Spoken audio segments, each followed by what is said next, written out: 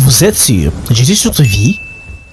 Cette affaire de donner le micro aux filles lorsqu'elles se marient, pour que les filles disent, voilà, dis des mots. Et la fille qui dit, quoi qu'il arrive, je te serai soumise, j'obéirai. Je crois qu'il faut y réfléchir pour abolir ça. Pourquoi? Je vous pose une question simple. Est-ce que tu peux promettre quelque chose que tu ne connais pas? Toi, tu ne connais pas le mariage, comment tu vas promettre la soumission? Toi, tu ne sais pas ce que c'est le mariage, comment tu peux promettre en disant, quoi qu'il arrive, je te serai soumise? Donc, en réalité, nous sommes en train de suivre un théâtre des deux personnes qui promettent des choses qu'ils ne maîtrisent pas. Tu vas écouter l'homme dire, je te resterai fidèle, je t'aimerai toute ma vie. 2 mois, c'est trop, il frappe. Et il va revenir pour dire, c'était une erreur. Comment veux-tu promettre quelque chose que tu ne maîtrises? C'est comme dire, c'est comme une femme qui n'a jamais mis au monde qui dit, quoi qu'il arrive, quand moi je vais accoucher, je ne pleurerai pas. Oh. Pourquoi tu as dit oh? Ah, tu as trouvé ça absurde. Mais c'est la même chose avec le théâtre que vous nous faites ici. Vous promettez un monde que vous ne connaissez pas. Est-ce que quelqu'un m'entend bien? Que Jésus te donne la victoire. Voici ce qu'il faut aussi retenir. Lorsqu'on sait ce dont on a besoin ou ce qui nous revient, il y a ces 4 choses qu'on doit maîtriser. On va beaucoup écrire, c'est pourquoi il faut venir avec des carnets. On ne va pas prier sans carnet.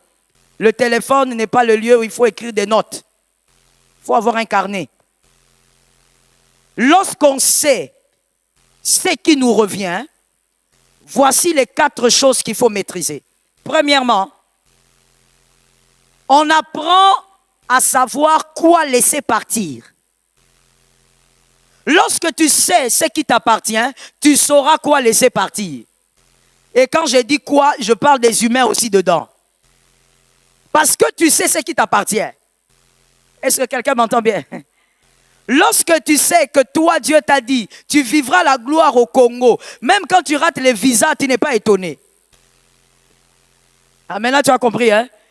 Quand tu sais ce qui t'appartient, quand tu connais ton héritage, tu sauras qu'est-ce qu'il faut laisser. Tu ne vas pas pleurer quand certaines choses vont partir. Tu ne pleureras pas quand certaines personnes vont partir. Ce n'est que normal qu'ils partent. Ils ne font pas partie de l'héritage. Lorsqu'on ne sait pas ce qui est à nous, c'est là que tu deviens une femme paniquée. Lorsque quelqu'un bouge un peu, oh ma copine, oh ma ceci, oh mon travail, on m'a chassé, on m'a limogé. Est-ce que Dieu te voit dans ce travail-là? Ou alors ce n'est pas ton héritage, il y a plus grand qui arrive. Des fois, Dieu vous déplace pour vous amener ailleurs, là où c'est mieux, mais vous pleurez parce que Dieu vous a déplacé. Je pose la question à quelqu'un. Parmi les mamans qui sont ici, et même si on n'est pas maman, qui, quand il était enfant, quand on l'a mené pour se laver, pleurait?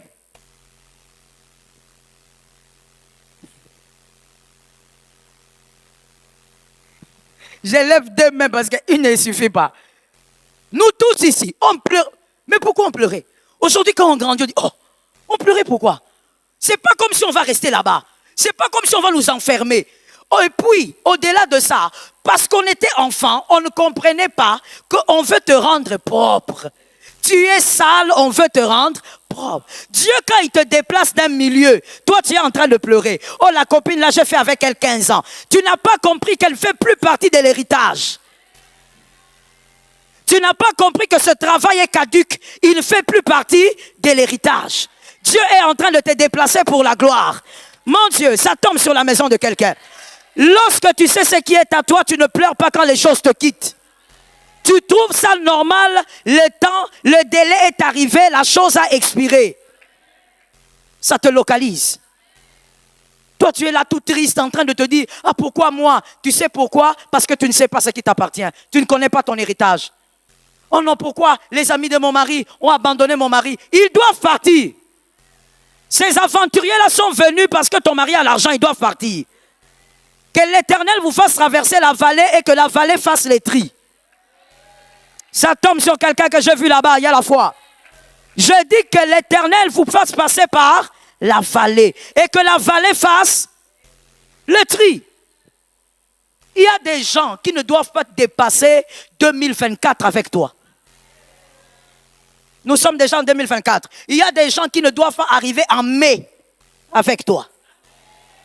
Ils ne font plus partie de l'héritage. Mais lorsque tu es ignorant, mon frère, ma soeur, tu vas commencer à pleurer même pour des bêtises. Les choses qui doivent te bénir, mais toi tu t'enfermes dans la chambre. Tu commences à pleurer. Qu'est-ce que vous m'avez fait comme ça? Il m'a trahi. On ne t'a pas trahi, on t'a sauvé. Lorsqu'on sait ce qui nous appartient, on connaît, on sait laisser. Deuxièmement, lorsqu'on sait ce qui nous appartient, on sait quoi quitter. Il y a des choses qu'on doit quitter et on connaît ces choses. On comprend que ici en 2024 avril, selon ce que Dieu m'a dit, je ne peux plus rester ici. Je dois partir. Le temps est accompli. Est-ce que quelqu'un m'entend bien? Tu sais quoi quitter. Tu n'as pas besoin de vivre ce que l'autre a vécu. Il ne faut pas que Dieu envoie des circonstances pour te faire bouger. Toi-même, tu regardes, tu dis, là maintenant c'est bon. It's over. Il faut que je parte. Est-ce que quelqu'un m'entend bien? Est-ce que quelqu'un me capte bien? Certaines choses, on le ressent par une conviction forte. N'attends pas que Dieu t'envoie un rêve. La conviction du cœur, c'est le parler de Dieu authentique. Que Dieu t'oriente. Troisième chose à savoir, quand on sait ce qui nous appartient, on sait quoi garder. C'est là l'héritage. On sait quoi garder.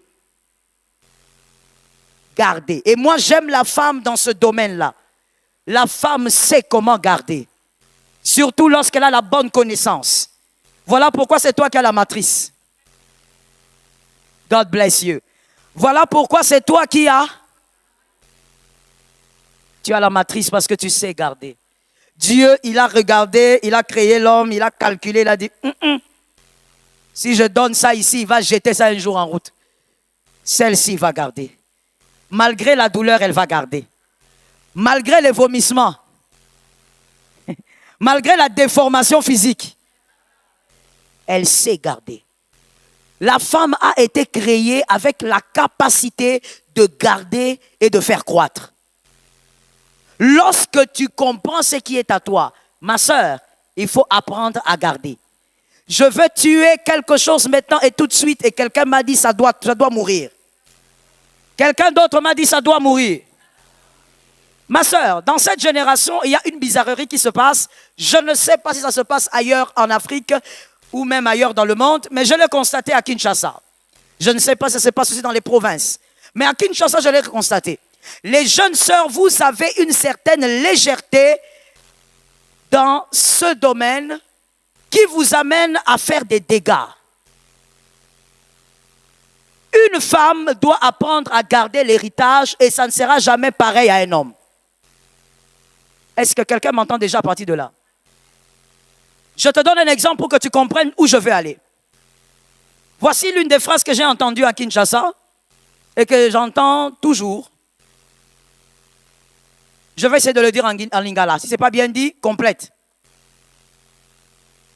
Mobali wana alobi nini?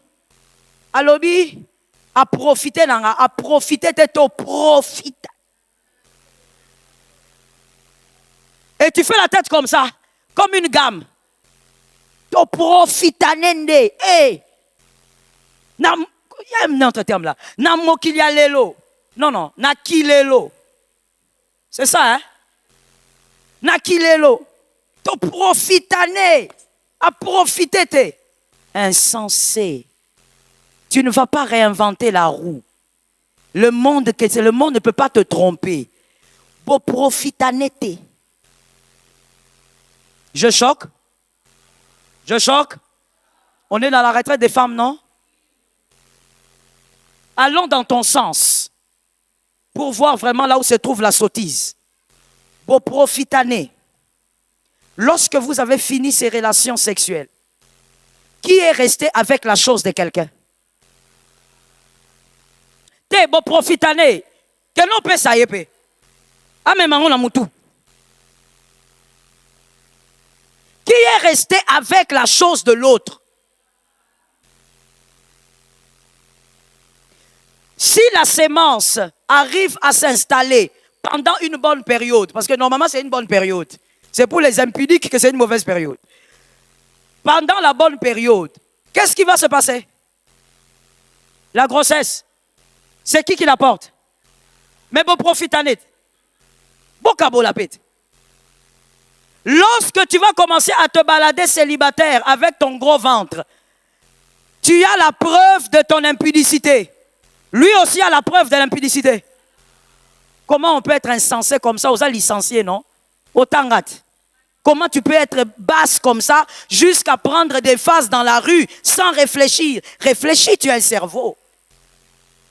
Lorsque tu te baladeras en route, qui va porter la preuve de cette impudicité? C'est toi. Lui, il va se balader comme ça avec les deux mains à l'aise. Et d'ailleurs, si tu ne fais pas attention, il va nier. Est-ce que quelqu'un m'entend? Fais attention. Il y a une autre phrase encore qu'il faut tuer, que j'ai entendue.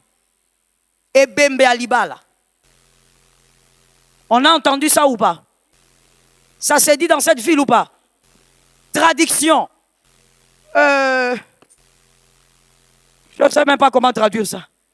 Que le mariage soit même pas maudit, que le mariage soit comme, je ne sais pas. Que le mariage soit comme un sépulcre ou comme une tombe. Une manière de minimiser le mariage.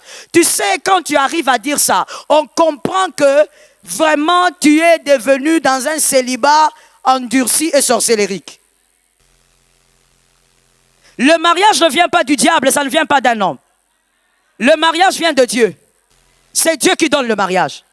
Ma sœur, au lieu de maudire une chose que tu n'arrives pas à voir, prie pour que la chose t'atteigne. Je vais le dire mieux, parce que ton amen n'est pas le bon. Au lieu de maudire une chose que tu n'arrives pas à avoir, fais tomber la malédiction pour que tu saisisses la chose. Lorsque tu dis Ebembe, ya, en même temps, c'est vous, lorsqu'on vous présente une bague bizarre, tu es en train de faire semblant de pleurer. Tu fais semblant de pleurer, tu fais même semblant d'être surprise. Alors que même tes cheveux montrent que tu étais allé faire les modèles. Tu savais qu'on allait te proposer le mariage. Attention. Il y a un âge, lorsque tu avances en tant que femme, si tu te maries, ça relève d'un miracle. Est-ce qu'on peut se parler? Il y a un âge, si tu te maries en tant que femme, ça relève. À partir de 50, 60, jusqu'à là, ça relève. Quand tu te maries, nous tous, nous allons acclamer. On a dit, ah Dieu, il est bon, il est fidèle. Tu t'es marié. Mais un homme se marie à 20 ans, à 30 ans, à 40, à 50, à 60, à 70 ans. Il peut encore se marier. Ah oui. Même plus haut, il peut encore. Et même là, même quand il a 70 ans, il peut même prendre une fille de 23 ans. Oui. Et la famille aussi accepte, on donne aussi la dot. Fais attention que le monde actuel ne te trompe pas. L'homme et la femme ne sont pas pareils. On n'a pas été créés avec la même forme des choses. Les destinées ne se ressemblent pas. Il y a des trains que la femme aura du mal à arrêter quand le temps passe. Est-ce que quelqu'un m'entend bien? Pourquoi nous célébrons Sarah? Parce qu'elle était entrée dans la ménopause. Donc, même pour mettre au monde, la femme a une saison. Si la saison la passe, ça devient un miracle. Mais l'homme,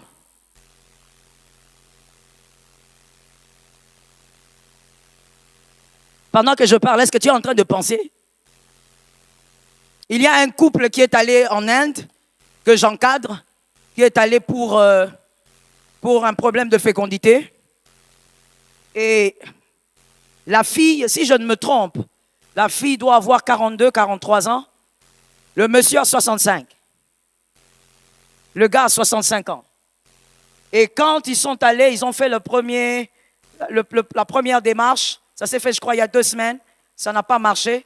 C'est l'homme qui m'écrit, qui me dit, en tout cas, pasteur, il faut vraiment prier. Parce que je ne comprends pas. À 65 ans, il veut encore avoir d'enfants. Il a déjà des enfants. Ça, c'est, je crois, un troisième mariage. Il veut encore avoir des enfants. Il est en train de prier. Il dit, pasteur, priez. Ma femme doit tomber enceinte. Lui, il peut encore faire des enfants. Mais la femme, il y a une saison. Il y a un temps. Ne va pas t'amuser dans un terrain pour dire que les erreurs que tu peux commettre, un homme, s'il commet les mêmes erreurs, vous êtes pareil. C'est faux. Est-ce que quelqu'un m'a entendu? Je reprends la phrase parce que je sens la résistance diabolique. Je dis c'est faux. Il y a des erreurs que tu ne dois jamais commettre. Ça ne sera pas récupérable. Les trains, s'ils passent, ça sera compliqué. Je dis à une femme, apprends à garder ce que Dieu te donne. Et tu dois te rassurer que c'est Dieu qui t'a donné. Pour mieux garder ce que Dieu vous donne. Je crois qu'on va finir par ce point ce soir. Pour bien garder ce que Dieu vous donne, vous devez associer, et je dirais même pas associer, mais vous devez commencer avec le Christ. Que le Christ soit le fondement et le socle de la chose. Car il va garder lorsque vous dormez. Il va garder lorsque vous êtes distrait. Il va garder lorsque vous n'en pouvez plus. Il va garder lorsque vous n'avez plus de force. Que Jésus soit le socle. Quand Dieu te donne quelque chose, madame, mademoiselle, apprends à garder. J'ai entendu deux personnes. Apprends à. Lorsque Dieu t'accorde, je commence par là, je vais énumérer certaines choses rapidement et on va prier. Lorsque Dieu te donne l'intelligence, lorsque Dieu fait de toi une femme intelligente, et je suis béni d'avoir plusieurs femmes intelligentes ici. Lorsque Dieu te donne l'intelligence, garde l'intelligence. Comment l'intelligence se garde? L'intelligence se garde comme un jardin. L'intelligence s'arrose. L'intelligence se cultive. Garde ton intelligence en te cultivant. Garde ton intelligence en lisant. Garde ton intelligence en faisant des bonnes études. Garde ton intelligence en apprenant tous les jours. Même si tu as une licence, un master, sois continuellement une étudiante dans un domaine quelconque. Mais continue d'apprendre. Est-ce que quelqu'un m'entend? L'intelligence se conserve en apprenant. Toi, tu sais que tu aimes la cuisine, par exemple, et tu es forte en cuisine, tu aimes préparer. Cultive-toi dans ce domaine-là. Ne sois pas seulement une bonne cuisinière congolaise, apprends aussi à préparer certaines nourritures de notre pays.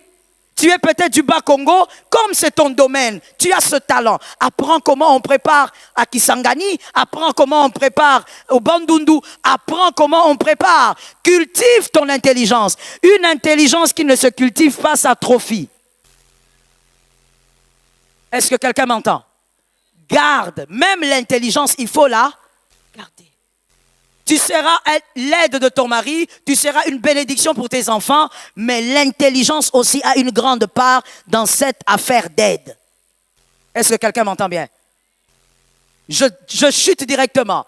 Lorsque Dieu te donne un mari, si tu ne sais pas garder ton intelligence, on va te poser des questions. On te demande, regarde ma femme, il y a ça, il y a ça. Au travail, regarde, on a créé des problèmes. Je dois faire tel choix. Qu'est-ce que tu penses? Le gars, il a pris 3 heures pour t'expliquer la situation. Il a transpiré, il est stressé. Et puis il te dit, chérie, qu'est-ce que tu en dis? Bon.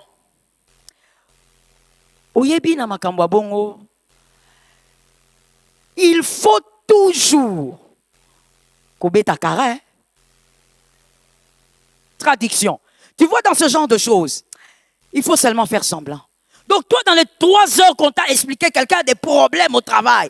Tout ce que tu trouves à dire, c'est ça. Ton intelligence est atrophiée. Donc tu ne peux même pas apporter une bonne chose. Pourquoi? Parce que ton intelligence ne joue aucun rôle. Que l'Éternel t'aide à garder. Le mari, si Dieu te donne un mari, j'aimerais que quelqu'un m'entende, que vous soyez marié, célibataire, veuve, femme seule, écoutez-moi. Si Dieu te donne un mari, et c'est que tu entends que tu l'entendes pour toi et pour tes filles. Je n'ai pas entendu. Quand on lance une bénédiction, il faut prendre, ma soeur. C'est dur. Ce que tu entends, capte-le pour toi et pour tes nièces. Lorsque Dieu te donne un mari, apprends à le garder. On ne garde pas son héritage par rapport au voisin, par rapport à la voisine. Attention, ma soeur, là où toi tu travailles, ta copine te raconte des choses. Tu sais, moi je suis venu vite, j'ai pas eu le temps, je suis venu vite. Ah bon, tu as fait le thé de ton mari? Non, non, quel thé? Lui, il va au travail, moi aussi je vais au travail. J'ai pas eu le temps, je te dis. Hein? À peine j'ai eu le temps de faire les enfants pour aller à l'école. Lui-même, il a des doigts. Ah oui, hein, t'as raison. Hein? Mais oui, attends, nous tous on travaille. Hein? Nous tous on est dans les embouteillages. Il va faire son thé. Hein? Quand on se donne des conseils, on est nombreux. Lorsqu'on pleure, on est seul. Tika loyenge. Traduction. Sinon, mes fils et mes filles du Cameroun et d'ailleurs vont se fâcher. Ils vont dire, maman, tu n'as pas parlé, on n'a pas entendu. Il faut que je parle. Je cherche la traduction, mes enfants, calmez-vous. Arrête l'agitation. Ne t'agite pas. C'est que tu entends les choses qu'on te raconte par ta copine mariée. Entends d'une oreille que ça sorte ici. Son mari n'est pas ton mari. Sa relation n'est pas ta relation. Tu vas détruire ton héritage. Oh non, toi, comment tu fais quand tu reviens du travail? Oh non, mais moi, attends, qu'est-ce que tu veux que je fasse? Il y a la bonne, et puis la bonne va servir, et puis moi, je prends un bain, ma chérie, avec les stress de Kinshasa, je prends un bain, je me déstresse. Ah bon? Mais moi aussi, je vais commencer à faire ça? Hein, ma fille? Vous, les femmes qui aimez le travail, là, hein? Vous qui montez en promotion, vous devenez un peu fiers. Ah, mais moi aussi, je veux faire ça? Ma soeur, si Dieu te donne un mari, c'est un héritage. Non, cette amène est pourrie. Donne-moi toi, sa main soit délivrée. Si Dieu te donne un homme, c'est un héritage. Ah. Toi, tu es là, tu dis oui, comme elle a raison. Moi aussi, je vais faire ça. Tu cherches une bonne façon, je ne sais pas où tu la trouves. Tu l'amènes à la maison et tu ne la connais ni d'Adam ni d'Ève. Tu ne connais même pas son état spirituel. Tu l'amènes là. Et puis toi, quand tu reviens du travail aussi, tu prends tes jambes. Hein, Madame Alpha, hein? Toutes mes filles travaillent ici. Donc, tout le monde est concerné. Tu prends tes deux jambes, tu mets sur le canapé. Tu dis, Giveline, yoka kombo ya mutu. Des fois même, il faut regarder, il faut réfléchir même à la kombo ya mutu. Giveline, Yakanan, viens ici. Tu as servi papa, va servir papa, et tu as fini, tu as mis... Et quand on voit comment Giveline sert ton mari, ça veut dire, c'est comme si on a servi un bulldog. C'est comme si on a servi un berger allemand. Vous voyez, moi j'ai des chiens, j'ai plusieurs chiens, j'aime les chiens. J'ai des bols de chiens qu'on achète pour les chiens. Ça veut dire que toi, jusque au monde d'aujourd'hui, quand tu sers ton mari, tu mets la nourriture dans des grosses thermos.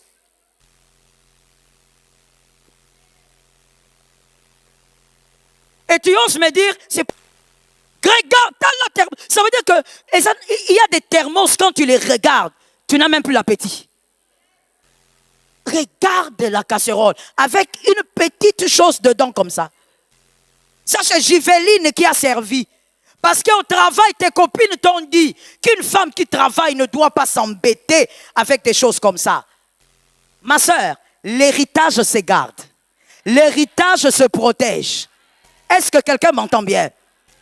L'héritage que Dieu t'a donné, si cet homme-là est réellement ton mari, c'est à toi de le garder. Et tu le gardes comment? En sachant comment vivre avec ce que Dieu t'a donné. Ta maison n'est pas la maison de la voisine. Est-ce que quelqu'un m'entend bien? Je vais vous dire une chose en ce qui me concerne. Je vais donner ce petit exemple et puis je vais clôturer. Moi, dans mon foyer, il y a des choses que je ne peux pas m'hasarder à laisser passer. Pourquoi?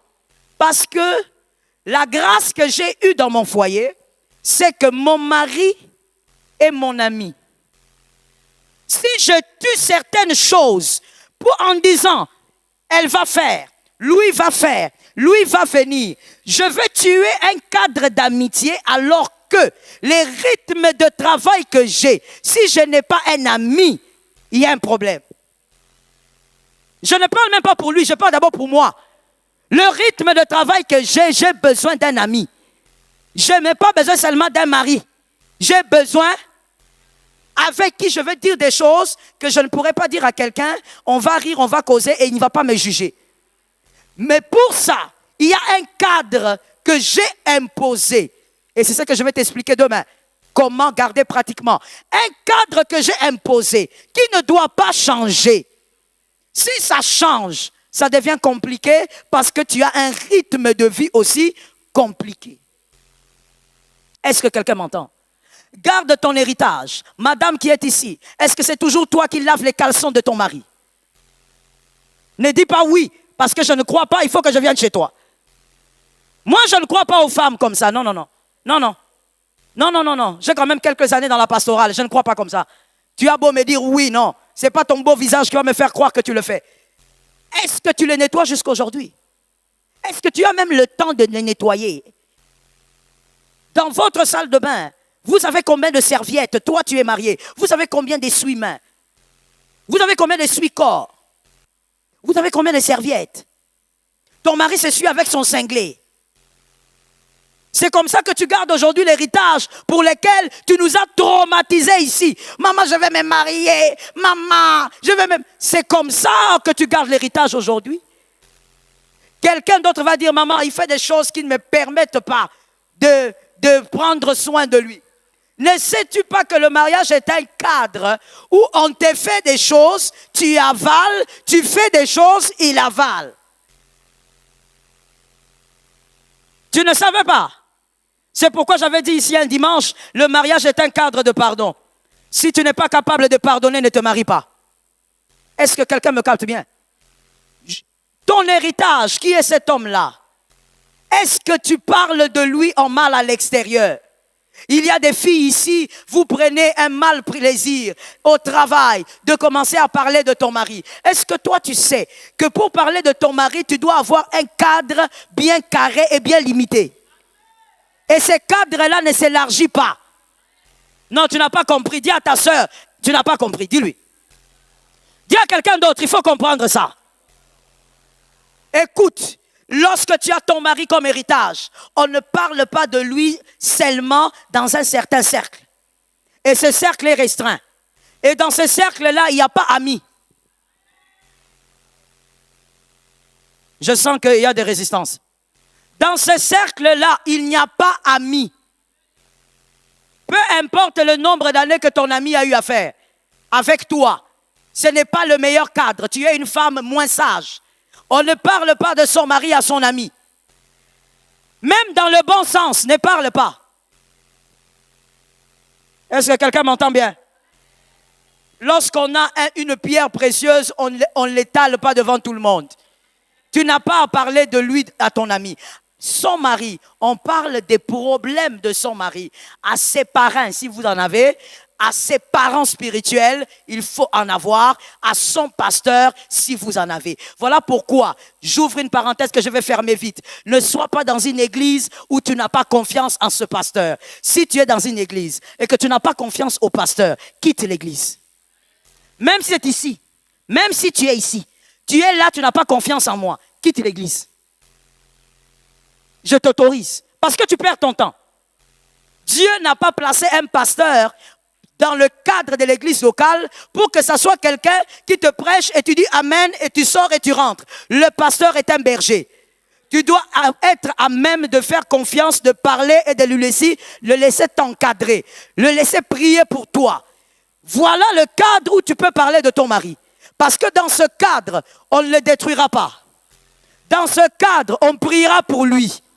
Dans ce cadre, on te soutiendra. Mais la copine là, le cœur de l'homme, je finis en donnant cette histoire. Je connais une sœur qui a fait ce que vous avez compris, qui avait son ami, à qui elle disait pratiquement tout sur son mari. Dès qu'il y a un petit pépin, elle raconte. Et surtout avec le grand mensonge qui se passe aujourd'hui au milieu de certaines femmes, ou je veux dire des femmes en général. Vous êtes sur Jésus sur vie.